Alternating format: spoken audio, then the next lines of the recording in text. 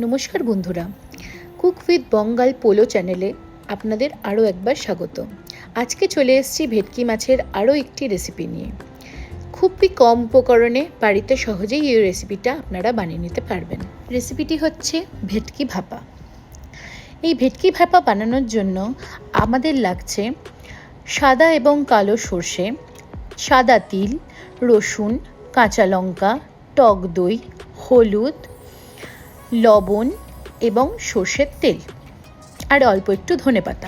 উপকরণের তালিকাটা আমি আগেই ভিডিও স্ক্রিনের বাম দিকে দিয়ে রেখেছি। ভেটকি ভাপা বানানোর জন্য প্রথমেই আমরা মাছটিকে ম্যারিনেট করে নেব। আমি এখানে ভেটকি মাছ নিয়েছি 4 পিস, তার উপর একে একে হলুদ, লবণ এবং সর্ষের তেল দিয়ে আমরা ম্যারিনেশনটা করে নেব।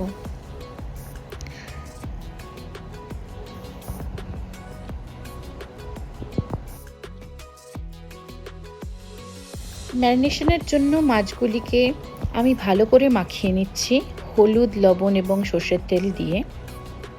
ভালো করে আমি 1 to 2 মিনিটের একটা মাসাজ মাছগুলোকে দিয়ে দেব।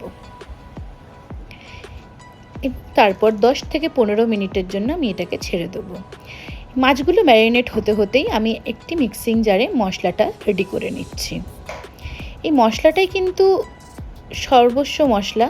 এই মশলাটা রেডি হওয়া মানেই আমাদের 80% রান্না অলমোস্ট ডান।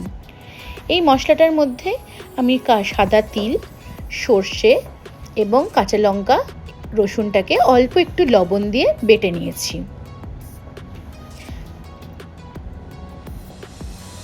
মশলাটা বাটা হয়ে গেছে। এখন এর মধ্যে আমি টক দইটা মিশিয়ে নেব।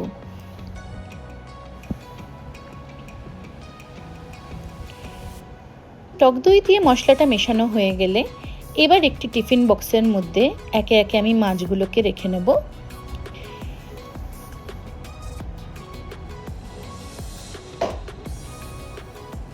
এবং তার ওপর থেকে সর্ষে এবং তিলের মিক্সচারটাকে আমি আস্তে আস্তে একটি ছাঁকনির মাধ্যমে ছেঁকে ঢেলে নেব।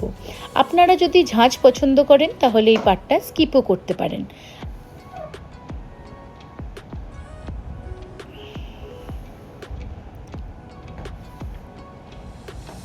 এরপর দিয়ে দিচ্ছি একটু সর্ষের তেল এবং একটা দুটো কাঁচা লঙ্কা।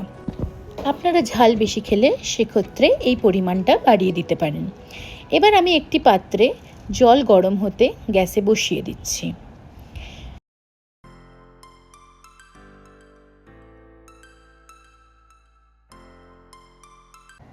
জলটা গরম হয়ে উঠেছে।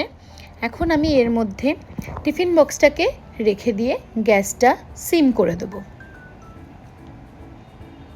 5 মিনিট গ্যাসটা সিমে থাকার পরে আমি গ্যাসটাকে আবার বাড়িয়ে দিয়েছি এবং এইভাবে আমাদের প্রায় 30 মিনিটের জন্য মাছটিকে কুক করে নিতে হবে। এবং অবশ্যই মাঝে মাঝে খুলে দেখবেন যে ভেতরের জল এবং টিফিন কৌটোর লেয়ারটা ঠিক আছে নাকি।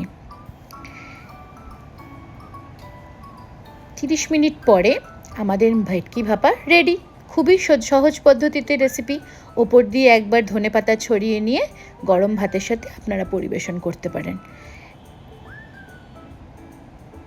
অল্প উপকরণে বাঙালির ভেটকি ভাপা খেতে খুবই সুস্বাদু হয়েছিল।